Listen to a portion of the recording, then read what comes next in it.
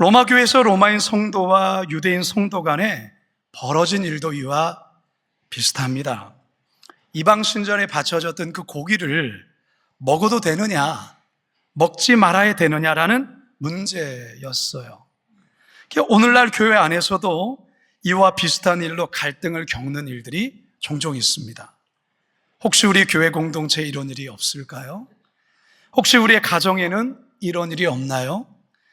혹시 여러분이 다니는 직장에서나 학교에서는 이런 일이 없습니까? 우리 인생에는 목숨 걸고 피 흘리기까지 싸워야 될 중요한 것이 있습니다. 하지만 대개의 경우 싸우면서 할 만큼 중요한 일은 그리 많지 않습니다. 바라기는 오늘 선포되는 말씀을 통해서 이 공동체의 갈등과 싸움을 어떻게 멈춰야 하고, 그리고 어떻게 예수님의 핏값으로 사심받은 교회 공동체를 은혜롭고 덕스럽게 세워가야 하는지, 다 같이 본문을 통해 말씀하시는 하나님의 살아계신 음성 듣게 되기를 간절히 소망합니다. 첫째, 한번 따라합시다. 아무리 옳아 보여도 싸우기까지 해서는 안 됩니다. 아무리 옳아 보여도 싸우기까지 해서는 안 됩니다. 한국 교회는 역사적으로 분열에 대한 아픔이 많습니다. 일제강점기를 지나서 해방을 맞이한 한국 교회는 이 신사참배 문제로 인해서 큰 갈등과 혼란에 휩싸입니다. 신사참배를 한 교인과 신사참배를 하지 않은 교인 간에 서로가 정죄하고 서로가 비판하고 미워하고 싸우는 일들이 교회 안에 멈추지가 않았던 것입니다. 결국 신사참배한 목회자와 교인들과는 더 이상 함께 신앙생활할 수 없다며 교단을 탈퇴하고 새로운 교단을 만들기까지 했습니다. 이러한 아픔과 분열이 해방 이후에만 있었던 게 아니고요, 한국 전쟁이 끝난 이후에도, 그리고 우리나라의 어떤 시대의 격변기 때마다 있어 왔습니다. 사랑하는 성도 여러분, 신사참배를 거부하다가 온갖 고난을 겪으신 분들의 눈에는 신사참배한 이들이 굉장히 미웠을 겁니다. 그들은 믿음을 저버린 배교자요, 신앙의 배신자로까지 보였던 것이죠. 그렇다면 신사참배에 동참했던 목회자나 성도들은 어땠을까요? 씻을 수 없는 과오에 스스로를 자책하고 말할 수 없는 정죄감과 죄책감에 빠졌습니다. 그리고 정죄의 눈으로 바라보는 그 성도들로 인해서 너무너무 괴롭고 힘들어했던 것입니다. 로마 교회 역시 마찬가지입니다. 그리스도 안에서 참 자유가 있기에 뭐든 할 수 있다며 거리낌이 없이 고기도 먹고 포도주도 마셨던 이들이 로마인 성도였습니다. 유대인 성도들은 그러지를 못했어요. 로마인 성도들 눈에는 고기를 먹지도 않고 채소만 먹는 이 유대인 성도들이 너무나도 나약하고 믿음이 부족한 자로 보였습니다. 그래서 그들을 비판하고 심중에서는 그를 업신여겼던 것이죠. 사도 바울은 이런 로마 교회 공동체의 상황이 너무나도 가슴이 아팠어요. 왜냐하면 이들의 말과 이러한 태도와 분위기 때문에 이 교회 공동체가 너무나도 크게 흔들렸던 것입니다. 그리고 영혼들은 점점 병들어갔던 것이죠. 15절과 20절 상반절입니다. 시작. 만일 음식으로 말미암아 내 형제가 근심하게 되면 이는 내가 사랑으로 행하지 아니함이라. 그리스도께서 대신하여 죽으신 형제를 내 음식으로 망하게 하지 말라. 음식으로 말미암아 하나님의 사업을 무너지게 하지 말라. 그리스도께서 대신하여 죽으신 형제를 내 음식으로 망하게 하지 말라. 바울은 아주 강경한 어조로 로마 성도들을 질책하고 있습니다. 사도 바울이 개척했던 교회 가운데 고린도 교회가 있습니다. 이 고린도 교회 역시 음식으로 인한 어려움이 공동체 가운데 있었습니다. 여기서도 우상에게 바쳐진 제물, 이 고기를 먹을 수 있느냐, 먹을 수 없느냐라는 이것 때문에 서로가 크게 다퉜고 갈등했던 것입니다. 사도 바울은 로마 교회 성도들에게 했던 권면과 같이 고린도 교회 성도들을 향해서도 이렇게 권면합니다. 고린도전서 8장입니다. 시작. 음식은 우리를 하나님 앞에 내세우지 못하나니 우리가 먹지 않는다고 해서 더 못 사는 것도 아니고 먹는다고 해서 더 잘 사는 것도 아니니라. 그런즉 너희의 자유가 믿음이 약한 자들에게 걸려 넘어지게 하는 것이 되지 않도록 조심하라. 성도 여러분, 음식을 먹는 문제로 예수님이 피 흘려 죽기까지 한 영혼을 실족하게 해서는 절대로 안 됩니다. 자신이 볼 때 아무리 옳아 보여도 싸우면서 할 만큼 중요하지는 않습니다. 성도 간의 다툼은요, 자신의 영혼만이 아니라 그것을 가까이에서 지켜보는 자녀들의 영혼을 망가뜨립니다. 믿음이 연약한 자들의 영혼까지 망가뜨리는 거예요. 그러니까 뭐가 더 중요한 것인지를 분별하셔야 된다는 것입니다. 예수님께서도 이런 일이 공동체 안에서 벌어져서는 안 된다며 이러한 경고를 하셨습니다. 마태복음 18장 6절입니다. 시작. 누구든지 나를 믿는 이 작은 자 중 하나를 실족하게 하면 차라리 연자 맷돌이 그 목에 달려서 깊은 바다에 빠뜨려지는 것이 나으니라. 참 무서운 말씀이죠. 믿음이 작은 자 중에 하나라도 실족하게 하면 연자 맷돌을 목에 메어서 바다에 빠뜨려지는 것, 그게 더 낫다. 대단히 무서운 경고입니다. 바라기는요, 주의 몸된 공동체 안에서 결코 싸우면서까지 행하는 일이 없도록 서로가 조심하고 무엇보다 겸손하실 수 있는 우리 모든 성도 되시길 간절히 소망합니다. 두 번째 따라 합시다. 아무리 옳아 보여도 관계를 깨뜨려서는 안 됩니다. 아무리 옳아 보여도 관계를 깨뜨려서는 안 됩니다. 우리가 교회라고 하면 여러 가지 정의가 있어요. 교회는 이런 곳이다. 이런 것이 교회다. 근데 그 중에서도 우리는 이 가족이라는 개념으로 교회를 정의해 볼 수가 있습니다. 교회는 하나님을 하늘 아버지로 모시고 또한 성도들은 예수님의 피로 맺어진 형제며 자매인 운명 공동체, 이게 바로 교회입니다. 믿으십니까? 우리 아버지, 하나님 아버지시죠. 그리고 우리가 좌우에 있는 분들이 예수 그리스도의 피로 인하여 피로 맺어진 형제요 자매인 거예요. 사도 바울은 그의 여러 서신에서 교회를 하나의 몸으로 비유합니다. 몸. 머리 대신 예수님과 각 지체가 된 성도들이 한 몸을 이루는 생명 공동체, 그게 바로 교회다라는 것입니다. 로마서 12장 5절을 읽습니다. 시작. 이와 같이 우리 많은 사람이 그리스도 안에서 한 몸이 되어 서로 지체가 되었느니라. 자, 따라서 교회에서의 이 관계 형성은, 관계는 대단히 중요한 문제예요. 아마 여러분들도 경험해 보아 알겠지만, 여러분 가까웠던 성도와의 관계가 어떤 일로 인해서 틀어지게 되어지고 또한 그 일로 인해서 서로의 마음이, 관계가 막히게 되면 여러분 그때부터 교회 생활이 기쁘지가 않아요. 얼굴에 기쁨이 사라진다, 그 말이에요. 사실 성도와의 관계가 막히면 하나님과의 관계도 막히게 되는 거예요. 하나님과의 관계가 막히게 되면 기도가 안 돼요. 기도가 잘 될 수가 없어요. 우리의 마음에, 심령에 평안이 사라져요.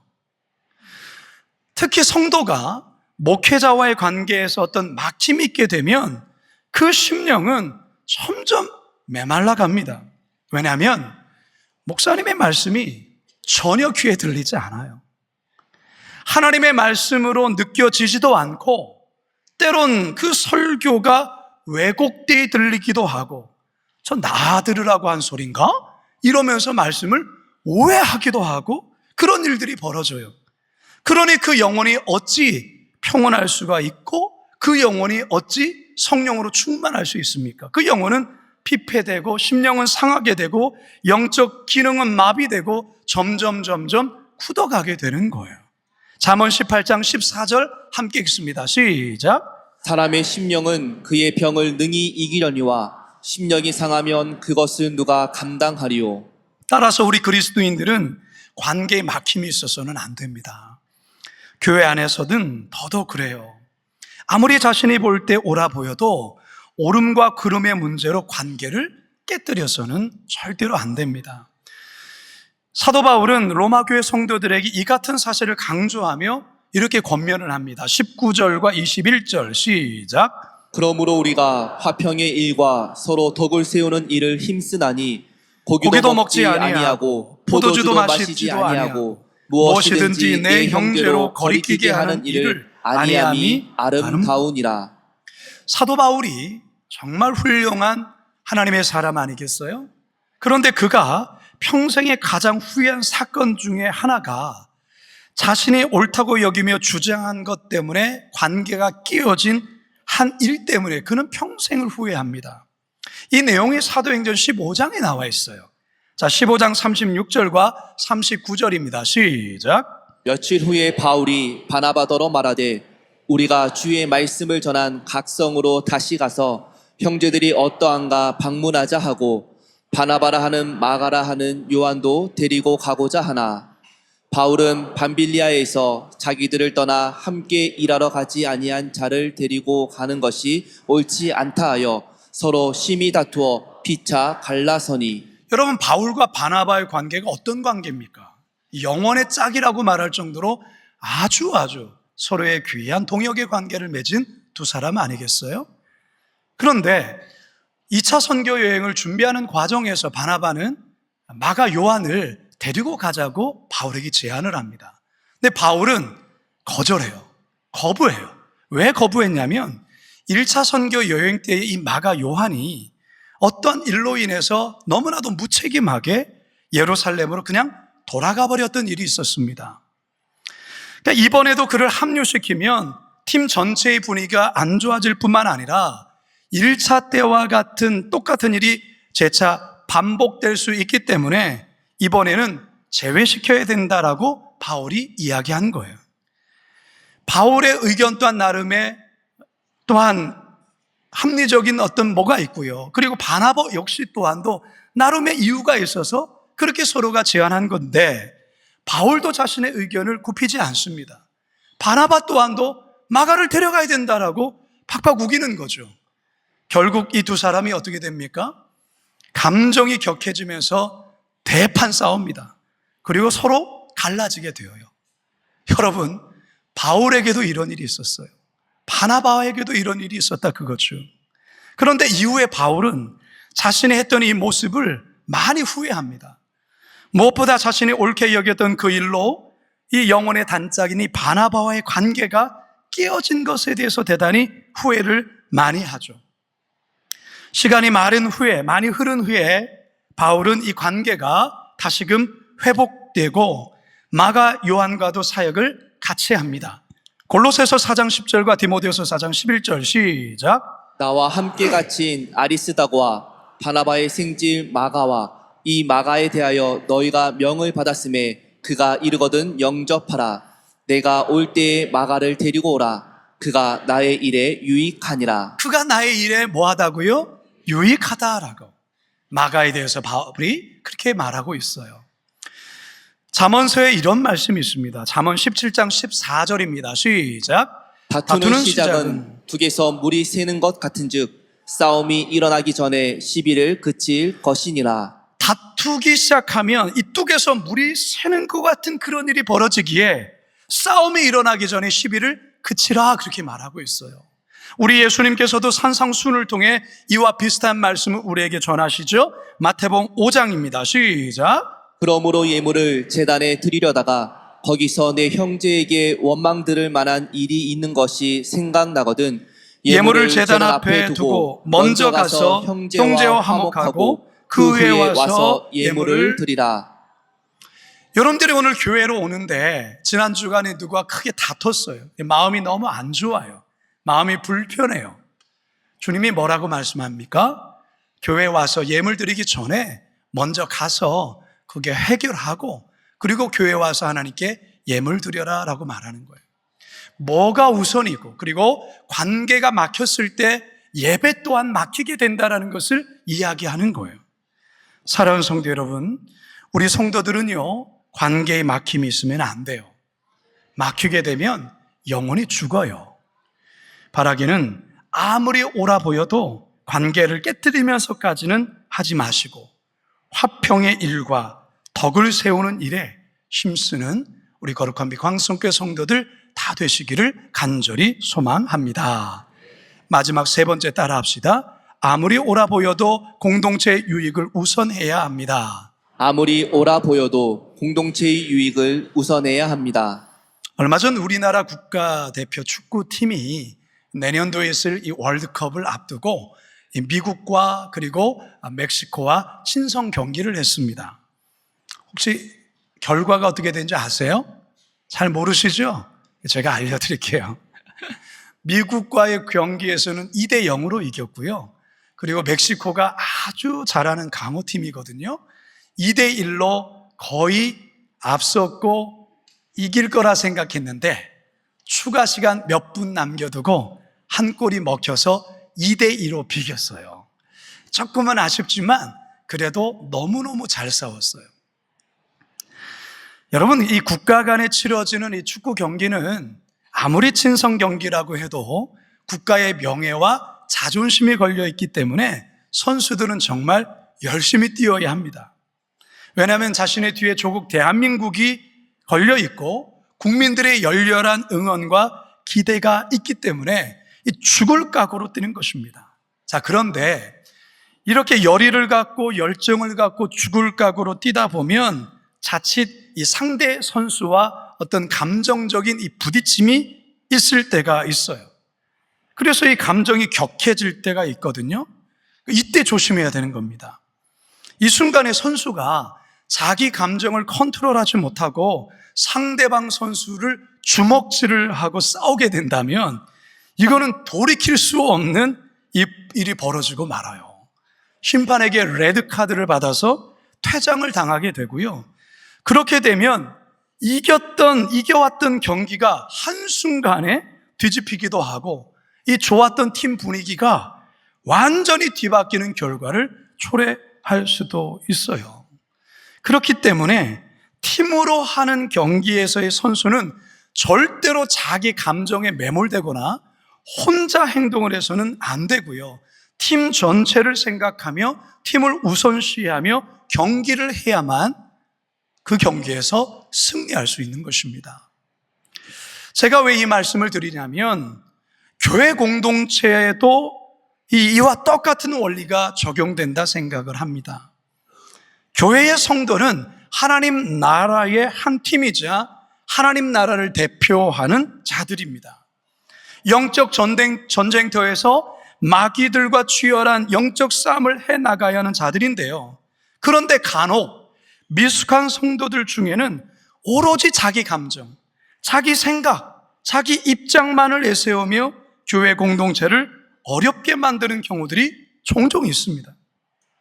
교회 전체의 유익에는 별 관심이 없고 그저 자기가 하고 싶은 대로 자기가 돋보여지는 것 그거 해야 된다고 팍팍 우기는 거죠. 그러면 교회가 어떻게 되겠습니까? 교회 전체의 공동체가 어떻게 되겠습니까? 방금 축구 경기의 예처럼 영적 승기를 잡은 싸움에서 갑자기 찬물을 끼얹은 듯한 그러한 부분으로 바뀌게 되고 한순간에 지는 경기의 분위기로 바뀔 수 있다는 거예요. 여러분, 영적인 싸움에 우리가 있다는 것을 여러분 늘 유념하셔야 되는 거예요. 사람과 사람이 아니에요. 그 배후의 역사는 악한 원수 마귀가 있다는 것을 기억하셔야 돼요. 마귀가 좋아하는 틈을 절대로 주면 안 되는데 싸움을 하게 되어지고 이기적으로 행동하게 되어지면 그것이 마귀에게 틈을 주는 거라는 것이죠. 잠언 말씀에 이런 말씀이 또한 쓰여 있습니다. 잠언 25장 8절입니다. 시작. 너는 서둘러 나가서 다투지 말라. 마침내 내가 이웃에게서 욕을 보게 될 때에 내가 어찌할 줄을 알지 못할까 두려우니라. 자기 감정에 막 휘둘려가지고 서둘러서 나가서 막 싸우려고 하면 안 된다라는 거예요. 사도 바울은 소위 믿음이 강한 자라 불리우는 로마 성도들에게 이것을 강조하는 거죠. 하나님 나라를 먼저 생각하고 교회 공동체를 우선 생각하라 그 말이에요. 아무리 옳아 보여도 하나님 나라 공동체의 유익이 우선이 되어야 한다라고 권면하고 있는 것입니다. 그렇기 때문에 이 먹고 마시는 문제, 이것 때문에 서로가 머리를 쥐어 잡고 뜯고 물고 뜯으면서 싸울 일이 아니라는 거예요. 그러면 마귀의 밥이 된다는 것이죠, 교회가. 그러니 먹고 마시는 문제에 매몰되지 말고 오히려 공동체의 의와 평강과 희락의 마음을 기울이라고 말하는 것입니다. 14장 17절입니다. 시작. 하나님의 나라는 먹는 것과 마시는 것이 아니요 오직 성령 안에 있는 의와 평강과 희락이라. 우리 그리스도인들은 예수님 안에 거듭나고 난 이후에 내 자신의 쾌락과 즐거움을 위해 목적을 두고 사는 존재가 아닙니다. 거듭난 성도들은 하나님의 기쁨을 바라보며 하나님의 영광을 위해서 하나님의 기쁨이 우리의 인생의 목표가 되고 목적이 되는 것입니다. 믿으십니까? 18절 함께 읽어봅니다. 시작. 이로써 그리스도를 섬기는 자는 하나님을 기쁘시게 하며 사람에게도 칭찬을 받느니라. 하나님이 기뻐하시는 게 뭔가 이걸 항상 생각하는 것이죠. 지금 나의 행동이, 나의 말이 하나님을 기쁘시게 하는 건가 아니면 하나님을 슬프게 하는 것인가, 이것을 여러분들이 판단하라는 것입니다. 정말 진짜 그리스도인이라고 한다면 우리가 때론 연약해서 싸웠다 할지라도 서로를 사과하고 용서하고 용납하는 그런 공동체가 되어야 될 줄로 믿습니다. 교회는요, 예수님의 핏값으로 세워진 교회예요. 우리 예수님이 자기 생명을 내어주시면서 세우신 것이 바로 교회라는 것입니다. 바로 이 교회를 아름답게 세우기 위해서 내 자존심, 때론 내 생각, 내 기쁨 조금 내려놓으시기 바랍니다. 그러면 우리 주님께서 더 놀랍고도 더 새로운 것으로 우리에게 채워주실 줄로 믿습니다. 이제 저는 말씀을 마치려 합니다. 여러분, 오늘 말씀 참 중요한 말씀이에요. 오늘 말씀 여러분 잘 귀 기울이시고 마음에 새기셔야 합니다. 옳은 일이라도 해도 절대로 싸워서는 안 됩니다. 주님의 교회는 싸우면서 세우는 것이 아니에요. 내가 생각하기에 옳은데 그것으로 인해서 어떤 다툼이 일어났습니까? 그러면 잠시 스톱하셔야 돼요. 멈추셔야 하는 거예요. 그리고 하나님의 말씀 앞에 서셔야 돼요. 하나님의 말씀에 나 자신을 비춰보면서 내 마음의 동기가 정말 순수했는가, 정말 내 마음이 바랐는가, 그거 점검해 보셔야 되는 거예요. 여러분, 먼저는 교회의 유익이 되어야 하는 거예요. 서로에게 덕이 되어야 되는 거예요. 그리고 우리 모두의 기쁨이 되어야 하는 것입니다. 이게 바로 성도들의 마땅한 모습입니다. 결론적으로 모든 것이 생명이 살아나는, 살리는 것인지 아니면 죽이는 것인지 그 여부로 판단할 수 있는 것이죠. 바라기는 예수님의 핏값으로 사신받은 교회 공동체를 싸움하는 곳으로 만드는 것이 아닌 아름답고 은혜로운 덕을 세우는 그런 거룩한 빛 광성교회 성도들 다 되시길 주님의 이름으로 축원합니다.